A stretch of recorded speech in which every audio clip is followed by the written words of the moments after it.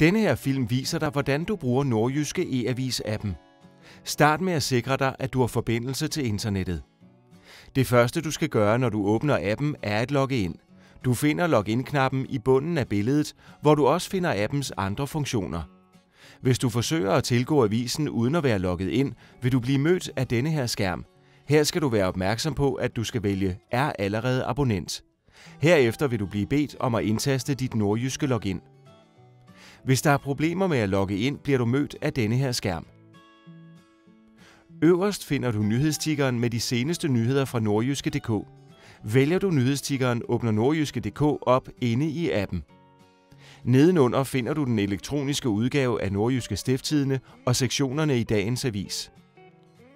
Du kan også se 24 Nordjyske Web TV og få et hurtigt nyhedsoverblik fra nordjyske.dk. Når du har valgt den avis, du ønsker at læse, kan du via menuen øverst i højre hjørne vælge mellem forskellige måder at få vist avisen på.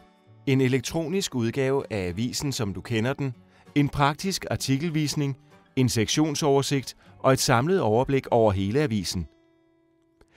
E-avisen udnytter de digitale muligheder til din fordel. Du får blandt andet adgang til tidligere aviser, billedgallerier og en intelligent søgefunktion. Så nemt er det, og nu er du klar til at læse avisen med alle de digitale fordele. Rigtig god fornøjelse med Nordjyske E-avis. Din avis, bare med mere.